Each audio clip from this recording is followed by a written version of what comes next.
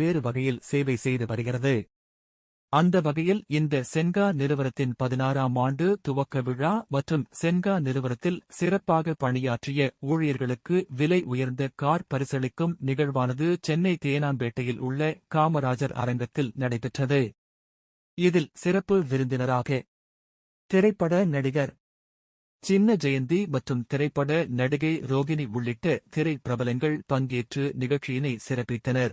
அதனைத் தொடர்ந்து சென்கா குழுமத்தில் சென்ற ஆண்டு சிறப்பாக பணியாற்றிய சுமார் 20க்கும் மேற்பட்ட ஊழியர்களுக்கு விலை உயர்ந்த கார்களை பரிசளிக்கும் நிகழ்வானது நடைபெற்றது.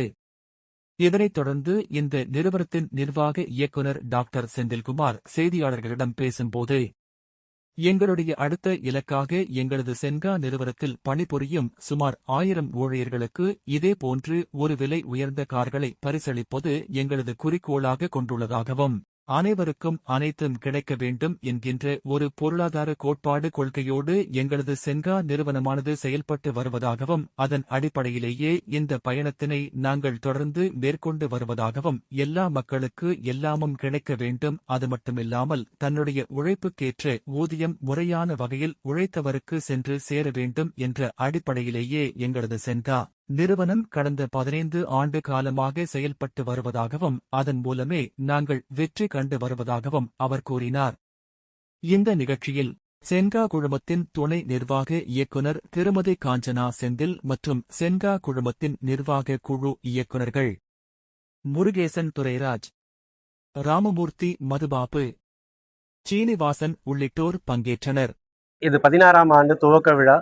இந்த துவக்க விழா முன்னிட்டு எங்கள் நிறுவனத்தில் பணிபுரிகிற ஒரு 20 நபர்களுக்கு இன்றைக்கி கார் அவார்ட் ஃபங்க்ஷன் நடத்தியிருக்கோம்.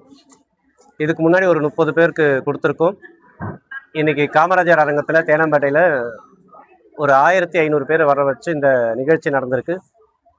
ஸோ எங்களுடைய அடுத்த இலக்கு ஒரு 1000 பேருக்கு கொடுக்கணும் அப்படிங்கிறத நாங்கள் பயணமாக மேற்கொண்டு அதன் தொடக்கமாக இன்றைக்கி இந்த நிகழ்வு நடந்திருக்கு. அனைவருக்கும் அனைத்தும் அப்படிங்கிற ஒரு கோட்பாட்டோட பொருளாதார புரட்சி அப்படிங்கிற ஒரு கொள்கையோடவும் நாங்கள் இந்த பயணத்தை மேற்கொண்டிருக்கோம். எல்லா மக்களுக்கும் எல்லாமும் கிடைக்கணும், அது இலவசம் இல்லாமல் தன்னுடைய உழைப்புக்கேற்ற ஊதியம் முழுமையாக போய் சேரணும் அப்படிங்கிற ஒரு விஷயத்தை தான் நாங்கள் கையில் எடுத்திருக்கோம். ஒரு பூ கட்டுறவங்கலேருந்து ஆரம்பித்து செருப்பு தைக்கிறவங்கலேருந்து ஆரம்பித்து lower middle class upper middle கிளாஸ்ன்னு சொல்லி எல்லாருக்குமே நாங்கள் வீட்டு மனைகளை கொடுத்துருக்கோம். இதுவே இந்த பொருளாதார புரட்சிக்கு ஒரு விதையாக எடுத்துக்கிட்டு இந்த விஷயத்தை பயணித்து போயிட்டுருக்கிறோம். இதனால்